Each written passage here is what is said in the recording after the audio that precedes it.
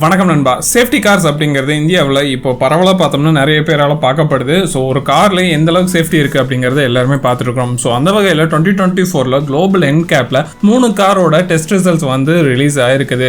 ரிசல்ட்டை பார்த்தோன்னே செம்ம ஷாக்கிங்கு. என்னடா இது இவ்வளோ சூப்பரான காரு, ஆனால் பார்த்தோம்னா ஸ்டார் ரேட்டிங்கில் வந்து இவ்வளோ கம்மியாக ஸ்டார் ரேட்டிங் வாங்கியிருக்கு அப்படிங்கிற மாதிரி தான் தோணுச்சு. ஸோ அது என்ன காரணம் டீட்டெயிலாக தெரிஞ்சுக்கணும்னு நினச்சிங்கன்னா வீடியோ ஸ்கிப் பண்ணாமல் ஃபுல்லாக பாருங்கள். நீங்கள் நம்ம சேனலுக்கு புதுசாக இருந்தீங்கன்னா அதான் நான் எப்போ சொல்கிறேன்ல, சப்ஸ்கிரைப் பண்ணிங்க. சரி வாங்க வீடியோக்குள்ள போலாம்.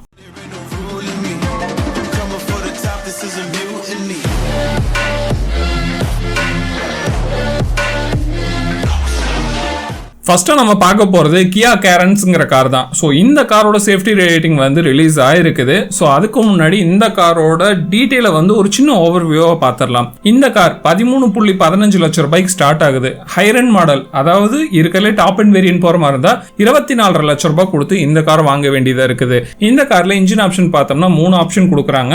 ஸோ அதில் 2 பெட்ரோல் 1 டீசல். 1482 சிசியும் 1493 சிசியும் 1497 சிசி இந்த மாதிரி 3 இன்ஜின் ஆப்ஷன் கொடுக்குறாங்க. பெட்ரோல் டீசல் அவைலபிள் இருக்குது.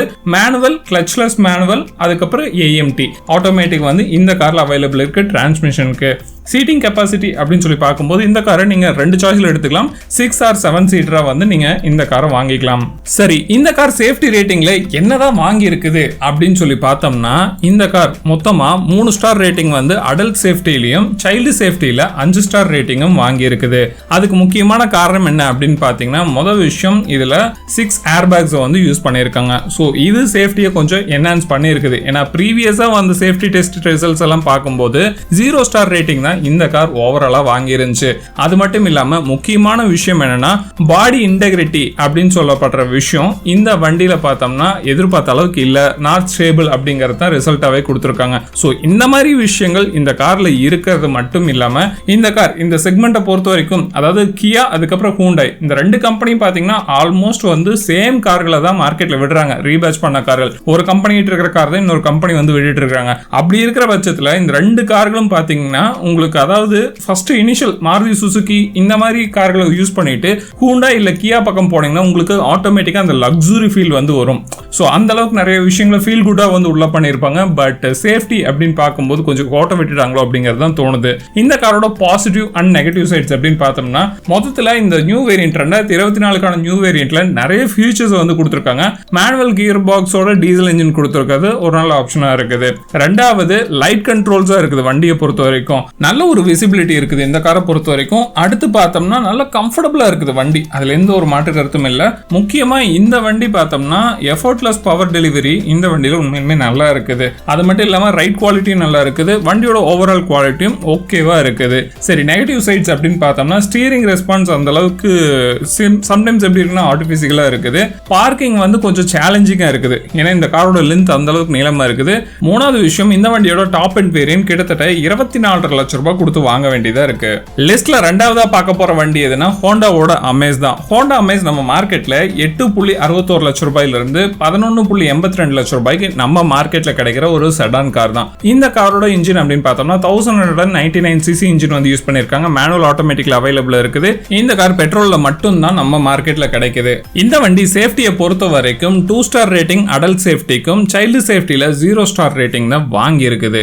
சீரியஸ்லி இந்த ரிசல்ட்டை பார்க்கும்போது எனக்கு கொஞ்சம் ஷாக்கிங்காக தான் இருந்துச்சு. ஏன்னா ஹோண்டா கம்பெனி மேலே நம்ம இந்தியாவில் இருக்கிற நிறைய பேர் வந்து ஒரு பெரிய ஃபேன் பேஸாக இருக்குது. அது உண்மைதான். அது மட்டும் இல்லாமல் ஹோண்டா கம்பெனி மேலே நிறைய பேர் வந்து ஒரு மிகப்பெரிய, அது ஒரு லக்ஸுரி கார். அது மட்டும் இல்லாமல் அந்த காரோட சேஃப்டி அப்படி இருக்கும் இப்படி இருக்கும்னு சொல்லிலாம் நம்ம கேள்விப்பட்டிருக்கிறோம். ஆனால் சேஃப்டி டெஸ்டிங்கோட ரிசல்ட்டை பார்க்கும்போது என்னடா சொன்னது ஒன்றா இருக்குது வந்தது ஒன்றா இருக்குது அப்படிங்கிற மாதிரி தான் இருந்துச்சு. லிஸ்ட்ல கடைசியாக பார்க்க போகிற கார் எதுனா, சீரியஸ்லி இந்த ஸ்டார் ரேட்டிங் நானே எதிர்பார்க்கவே இல்லை. மஹேந்திராவோட நியோ இந்த காருக்கு வந்திருக்க சேஃப்டி ரேட்டிங் தான். ஓவர்வியூ அப்படின்னு சொல்லி பார்த்தோம்னா இந்த கார் நம்ம மார்க்கெட்ல 11.79 லட்சம் ரூபாய்க்கு ஸ்டார்ட் ஆகுது. டாப் அண்ட் வேரியன்ட் 15.15 லட்சம் ரூபாய்க்கு அவைலபிளா இருக்குது. இந்த காரோட ஸ்பெக் டீடைல்ஸ் அப்படின்னு சொல்லி பார்த்தோம்னா 1493 சிசி இன்ஜின் தான் யூஸ் பண்றாங்க. டீசல் இன்ஜின் தான் 7 சீட்டரா வருது. மேனுவல் மட்டும் தான் இந்த கார்ல அவைலபிளா இருக்குது. சரி, சரி, இந்த கார் எவ்வளவுதான் சேஃப்டி ரேட்டிங்ல வாங்கியிருக்கு அப்படின்னு சொல்லி பார்த்தோம்னா அடல்ட் சேஃப்டில 1 ஸ்டார் ரேட்டிங்கும் சைல்டு சேஃப்டிலையும் 1 ஸ்டார் ரேட்டிங் தான் வாங்கி இருக்குது. சீரியஸ்லி இது நான் கொஞ்சம் கூட எதிர்பார்க்கல. ஏன்னா ஃபர்ஸ்ட் குளோபல் என்கேப்ல போன 2 கார்கள் எதுன்னு பார்த்தீங்கன்னா டாடா நெக்ஸானும் அடுத்து மஹேந்திராவில் XUV 300 தான். ஃபர்ஸ்ட் டெஸ்ட் ரிசல்ட்ஸ் வரும்போது டாடா நெக்ஸான் பார்த்தீங்கன்னா 5 ஸ்டார் சேஃப்டி ரேட்டிங் அப்படின்னு சொல்லி வந்துச்சு. ரெண்டாவது 5 ஸ்டார் ரேட்டிங் வாங்கின car XUV 300. So Mahindra company மேல சேஃப்டி அப்படிங்கிறது நம்ம பார்க்கும்போது நிறைய பேர் ஒரு நல்ல பிலீவை வச்சிருக்காங்க அப்படிங்கிறத உண்மை, நான் முதற்கொண்டு. ஆனா இந்த மாதிரி ஒரு ரிசல்ட்டை பார்க்கும்போது என்னடா இது 1 ஸ்டார் ரேட்டிங் தான் வாங்கியிருக்கா, அதுவும் இதோட பட்ஜெட் பார்த்தீங்கன்னா கிட்டத்தட்ட 15 லட்சம் ரூபாய் கொடுத்து வாங்க வேண்டிய ஒரு காரா இருக்கு. அதுல கூட பார்த்தோம்னா என்னடா ஒரு 2-3 ஸ்டார் கூட வாங்கலையே அப்படிங்கிற மாதிரி தான் தாட் வந்து தோணுது.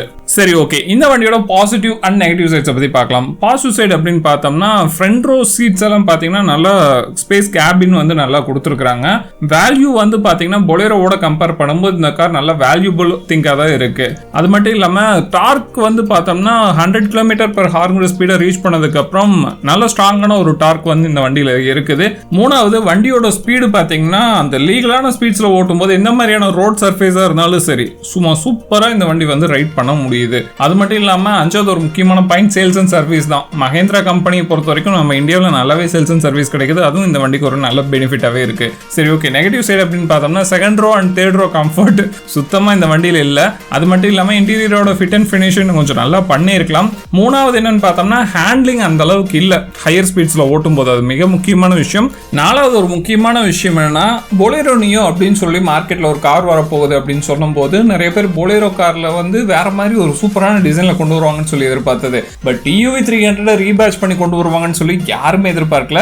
இது நிறைய பேர் அன்எக்ஸ்பெக்டட் திங் அப்படின்னு சொல்லுவாங்கல்ல, அதுதான் இங்க வந்து நடந்துருந்துச்சு. அது மட்டும் இல்லாம இன்னொரு விஷயத்தை நோட் பண்ணி பார்த்திருக்கீங்களா, பொலேரோ நியோவோட சேல்ஸ் அப்படின்னு சொல்லி தனியா எடுத்து பார்த்தோம்னா அந்த அளவுக்கு சேல்ஸ் எல்லாம் நம்ம மார்க்கெட்ல இருக்காது. அதுக்கு முக்கியமான 3 காரணம் இருக்குது. முதல் விஷயம், இதோட பட்ஜெட் அப்படின்னு சொல்லி பாத்தீங்கன்னா 11 லட்சத்துக்கு மேலதான் வாங்குற மாதிரி இருக்கு. பட் கொடுக்குற காசுக்கு இது ஒரு 7 சீட்டர் காரு. உண்மையா யோசிச்சு பாருங்க, செகண்ட் ரோவும் கொஞ்சம் கன்வீனியன்ட் அந்த அளவுக்கு இல்ல, கம்ஃபர்ட்டும் இல்ல, தேர்ட் ரோவும் கம்ஃபர்ட் இல்ல. அப்படிங்கும்போது கண்டிப்பா நிறைய பேர் இந்த காரை ரிஜெக்ட் பண்றதுக்கான வாய்ப்பு நிறையவே இருக்குது. ரெண்டாவது, இந்த காரோட டிசைன் TUV 300 ரீபேட்ச் பண்ண மாதிரி இருக்கிறதுனால பழைய காரை ஏன் வாங்கணும் அப்படிங்கிற மாதிரியான ஒரு தாட் இருக்குது. இப்போ மூணாவது இது அடிஷன் ஆயிருக்குது. அது என்னன்னு கேட்டீங்கன்னா ஸ்டார் ரேட்டிங். இந்த ஸ்டார் ரேட்டிங் கண்டிப்பா சேல்ஸ்ல வந்து இம்பாக்ட் ஆகுமா அப்படின்னு சொல்லி கேட்டீங்கன்னா கண்டிப்பா இம்பாக்ட் ஆகும் நண்பா. அது மட்டும் இல்லாம இதோட காஸ்ட் இந்த அளவுக்கு இருக்குது, அந்த அளவுக்கு பார்த்தோம்னா சேஃப்டியும் நிறைய பேர் எதிர்பார்ப்பாங்களே. ஸோ அந்த விஷயமும் இந்த கார்ல பயங்கரமா இம்பாக்ட் ஆகுது. சேஃப்டி ரேட்டிங் அப்படின்னு பேசும்போது நம்ம இன்னொரு விஷயத்தையும் கண்டிப்பா பேசியே ஆகணும் நண்பா. அது என்ன அப்படின்னு சொல்லி கேட்டீங்கன்னா இந்த கார்கள் எல்லாம் டெஸ்ட் பண்ற ஸ்பீடு எவ்வளோன்னு கேட்டீங்கன்னா கிட்டத்தட்ட 60 to 70 km/h ஸ்பீட்ல தான் இந்த இம்பாக்ட் எல்லாத்தையும் செக் பண்ணி பாக்குறாங்க. அதுக்கு மேல ஸ்பீட்ல வந்து டெஸ்ட் பண்றது கிடையாது. இந்த 60 to 70 அப்படிங்கிற ஸ்பீடு பாத்தீங்கன்னா ஸ்டேட் ஹைவேல ஓட்டுற ஸ்பீடு.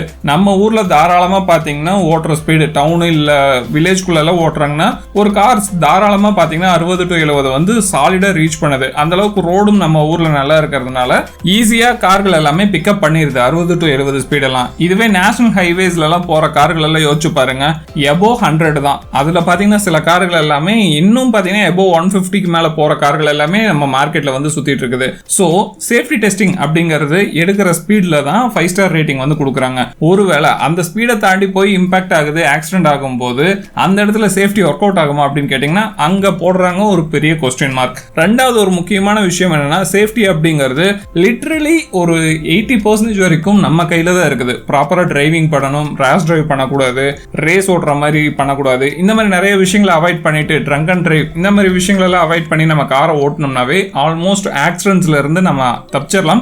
மீதி இருக்கிற 20% அது ஒண்ணுமே பண்ண முடியாது நண்பா. ஏன்னா ரோடு அப்படின்னு சொல்லி நம்ம எடுத்துட்டோம், ரோட்ல வண்டி இறக்கிட்டோம்னாவே நம்ம ரெஸ்பான்சிபிலிட்டி 80% தான். வண்டியோட ரோட் கண்டிஷன், ஆப்போசிட்ல வர்றவங்க எந்த மாதிரி டிரைவ் பண்றாங்க, இந்த மாதிரி நிறைய காரணிகளை பொறுத்து கிட்டத்தட்ட பாத்தீங்கன்னா 20% ஆஃப் ஆக்சிடென்ட்ஸ் வந்து நடக்கிறதுக்கான வாய்ப்புகள் நிறைய இருக்குது. ஸோ முடிஞ்ச வரைக்கும் நம்மளோட ஓன் சேஃப்டிக்காக 80% வரைக்கும் நாம கேர்ஃபுல்லா ஓட்டுறது ரொம்ப ரொம்ப நல்லது. உங்களுக்கு இந்த சேஃப்டி டெஸ்டிங் இல்ல வண்டியோட சேஃப்டி வந்து எப்படி டிஃபைன் பண்ணலாம் அப்படின்னு சொல்லிட்டு உங்களுக்கு ஒரு ஐடியா இருந்துச்சுன்னா அதை மறக்காம கீழே கமெண்ட் செக்ஷன்ல பதிவு பண்ணுங்க நண்பா. ஸோ அது வந்து யார் சூப்பரான தாட்ஸ் வந்து சொல்லியிருக்காங்களோ அதை செப்பரேட்டடா எடுத்து ஒரு ஷார்ட் வீடியோவோ போடலாம். சரியா, நெக்ஸ்ட் வீடியோல மீட் பண்ணலாம் நண்பா. டாடா.